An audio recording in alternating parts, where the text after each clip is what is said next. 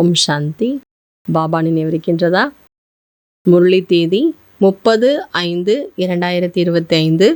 मीठे बच्चे, तुम अभी शांति धाम सुख धाम में जाने के लिए ईश्वरीय धाम में बैठे हो।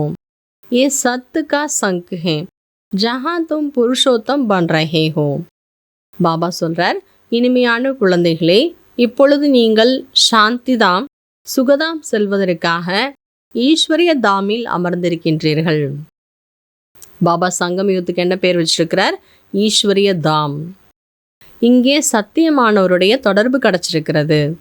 இங்கேதான் நீங்கள் புருஷோத்தம் ஆகி கொண்டிருக்கின்றீர்கள். ஆத்மாவை உத்தம நிலை அடைய வைக்கிறதே இந்த ஈஸ்வரிய தாம்ல தான், சத்திய பாபாவனுடைய தொடர்பில் தான் நம்ம ஆத்மாவை உயர்ந்தவங்களாக ஆக்கிட்டு இருக்கிறோம். பிரஸ்ன, तुम बच्चे बाप से भी ऊंच हो, नीचे नहीं कैसे? கேள்வி, குழந்தைகள் பாபாவோட உயர்ந்தவங்க, பாபாவோட குறைஞ்சவங்களாம் கிடையாது, எப்படின்னு கேட்குறார் பாபா. உத்தர், बाबा कहते हैं बच्चे मैं विश्व का मालिक नहीं बनता हूँ, तुम्हें विश्व का मालिक बनाता हूँ तो ब्रह्मांड का भी मालिक बनाता हूँ। मैं ऊंचते ऊंच बाबा तुम बच्चों को नमस्ते करता हूँ, इसलिए तुम मेरे से भी ऊंच हो, मैं तुम मालिकों का सलाम करता हूँ। பாபா சொல்கிறார், குழந்தைகளே, நான் விஸ்வத்துக்கு எஜமான் ஆகிறது கிடையாது, உங்களை தான் விஸ்வத்தினுடைய எஜமான் ஆக்குறேன். பிரம்மாண்டத்திற்கும் உங்களை தான் எஜமான் ஆக்குறேன். நான் உயர்ந்திலும் உயர்ந்த தந்தை, குழந்தைகளுக்கு நமஸ்காரம் பண்ணுறதுக்காக வந்திருக்கிறேன். ஆகையினால நீங்கள் என்னை விட உயர்ந்தவர்கள். நான் எஜமானர்களாகிய உங்களுக்கு சலாம் போடுறேன்.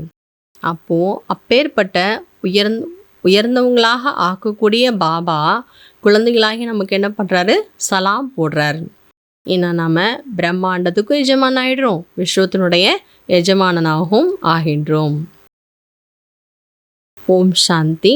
मीठे मीठे रूहानी बच्चों को नमस्ते। रिस्पॉन्ड भी नहीं करते हो बाबा नमस्ते, क्योंकि बच्चे जानते बाबा हमको ब्रह्मांड का मालिक भी बनाते हैं और विश्व का भी मालिक बनाते हैं. பாபா சொல்கிறாங்க, ஓம் சாந்தி. இனிமையிலும் இனிமையான ஆன்மீக குழந்தைகளுக்கு நமஸ்தே. அப்போது பாபா நமஸ்தே சொல்கிறாரு, ஆனால் நாம் பாபாவுக்கு என்ன பண்ணுறோம்? நமஸ்தே சொல்கிறோம். எல்லா நேரமும் நம்ம பாபாவுக்கு நமஸ்தே சொல்கிறதில்ல. பாபா முரளியினுடைய முடிவில் நமக்கு சொல்லுவார், நாம் சொல்லுவோம். ஆனால் முரளி ஆரம்பிக்கும் போதே சொல்லும்போது நம்ம கேட்டுக்கிட்டு தான் இருக்கிறோம். ஏன்னா நமக்கு தெரியும் பாபா நம்மை பிரம்மாண்டத்தினுடைய எஜமானம் ஆக்குறார், விஸ்வத்தினுடைய எஜமானனாவும் ஆக்கிட்டுருக்கிறாரு.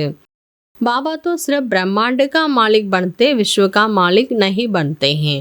பாபா பரந்தாமத்துக்கு மட்டும்தான் எஜமானனாக இருக்கிறார், உலகத்துக்கு எஜமான் ஆகிறது கிடையாது.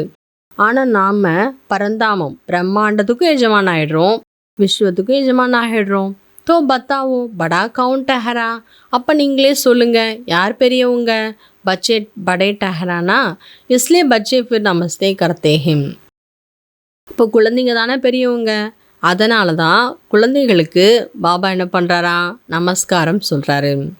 बाबा आप ही हमको ब्रह्मांड और विश्व का मालिक बनाते हैं, इसलिए आपको नमस्ते. அப்போ குழந்தைங்க என்ன சொல்கிறாமா? பாபா நீங்கள் தானே எங்களை எஜமானனே ஆக்குறது, நீங்கள் தான் பிரம்மாண்டத்துக்கும் எங்களை எஜமான ஆக்குறீங்க, உலகத்துக்கும் எங்களை நீங்கள் தான் எஜமான ஆக்குறீங்க. ஆகையினால உங்களுக்கு நமஸ்காரம் பாபா அப்படின்னு குழந்தைகள் சொல்கிறோம். தும் பச்சோங்கோ எஹி குஷி ஹே, குழந்தைகளுக்கு மகிழ்ச்சி இருக்கிறது, நம்பிக்கையும் இருக்கிறது. तुम बच्चों की बुद्धि में है हम पुरुषोत्तम संगम पर हैं, பாபா புருஷோத்தம் बनाने आए हैं. குழந்தைங்களுடைய புத்தியில் இருக்கணும், நாம் இப்போ புருஷோத்தம சங்கம் யுகத்தில் இருக்கிறோம், பாபா புருஷோத்தம் ஆக்குவதற்காக வந்திருக்கின்றார். भगवान सभी का बाबा है, वो एक ही बार भारत में आते हैं. कब आते हैं? पुरुषोत्तम संगम पर. इस पुरुषोत्तम संगम को ही पुरुषोत्तम कहा जाता है. பகவான் அனைவருக்கும் தந்தையாக இருக்கின்றார். அவர் ஒரு முறை தான் பாரத தேசத்துக்கு வர்றார். ஆனால் அந்த ஒரு முறைனா எப்பொழுது வர்றார்? சங்கம் யுகத்தில் வர்றாரு. இதைத்தான் புருஷோத்தம் சங்கம் யுகம் என்று சொல்லப்படுகின்றது. तुम बच्चे बाबा द्वारा अभी नई नई बातें सुनते हो, सबसे नई बातें हैं तुम्हें मनुष्य से देवता बनना है. குழந்தைகள் பாபா மூலமாக இப்போ புது புது விஷயங்கள்லாம் கேட்டுட்ருக்குறோம். எல்லாத்தையும் விட புது விஷயம் என்ன? மனிதனிலிருந்து தேவதாவாக ஆக வேண்டும். तुम जानते हो मनुष्य से देवता बनने की पढ़ाई कोई मनुष्य नहीं पढ़ाते हैं, भगवान पढ़ाते हैं. நமக்கு தெரியும் மனிதன்லேருந்து தேவதா ஆகுவதற்கான படிப்பை எந்த மனிதர்களாலும் கற்றுக் கொடுக்க முடியாது, பகவானால தான் கற்றுக் கொடுக்க முடியும். भारत 500 वर्ष पहले कितना साहूकार था, सोने हीरे जवाहरों के महल थे, कितना धन था, अभी क्या हालत है. பாரதம் பாருங்க, 5000 வருடங்களுக்கு முதல்ல எவ்வளோ செல்வந்த பூமியாக இருந்தது. வைர வைடூரியங்கள் நிறைஞ்ச அரண்மனைகள் இருந்தது, எவ்வளோ செல்வம் இருந்தது. ஆனால் இப்போ பாரதத்துடைய நிலைமை பாருங்க. பாபாவை தவிர இந்த பாரதத்தை மீண்டும் கிரீடம் போல உயர்ந்ததாக யாராலையும் ஆக்கவே முடியாது. தும் வானப்பிரஸ்தி ஹோ, நீங்கள் வானப்பிரஸ்த நிலையில் இருக்கிறீங்க. அப் ஜானா ஹை வாபஸ், இப்போ நாம் மீண்டும் வீட்டுக்கு போகணும். इसलिए अपने को आत्मा समझो, माँ में हम याद करो तो पाप भस्म हो जाएंगे. अच्छा, ஆகையால் தன்னை ஆத்மான்னு புரிஞ்சுக்குங்க, மனதால் என் ஒருத்தரை நினைவு பண்ணுங்க, அப்பதான் பாவங்கள் எரிந்து போகும். நல்லது. தாரணா கேலியே முக்கிய சார், தாரணைக்காக முக்கியமான விஷயங்கள். முதல் பாயிண்ட், हम ब्रह्मा मुखु वंशावली ब्राह्मण हैं.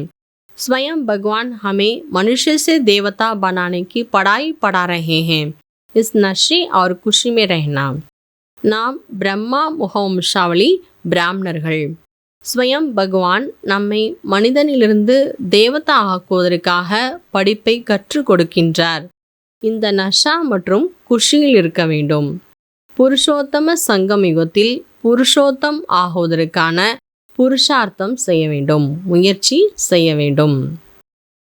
सेकेंड पॉइंट, अभी हमारी वानप्रस्था अवस्था है, मौत सामने खड़ा है, वापस घर जाना है. इसलिए बाबा की याद से सब पापों का भस्म करना है.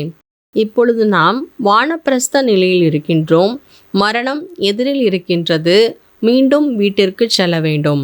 ஆகையால் பாபாவின் நினைவினால் அனைத்து பாவங்களையும் எரித்து விட வேண்டும்.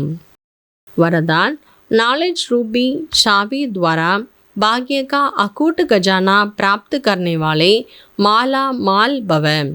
வரதானம், ஞானம் என்ற சாவியின் மூலமாக பாக்கியத்தினுடைய அளவிட முடியாத பொக்கிஷங்களை அடையக்கூடிய செல்வந்தர் ஆகுங்கள்.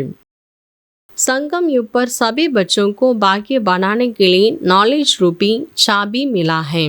சங்கம் யுகத்தில் எல்லா குழந்தைகளுடைய பாக்கியத்தை உருவாக்குவதற்காகத்தான் பாபா கீ கொடுத்துருக்கிறார். என்னைக்கு கொடுத்துருக்கிறார்?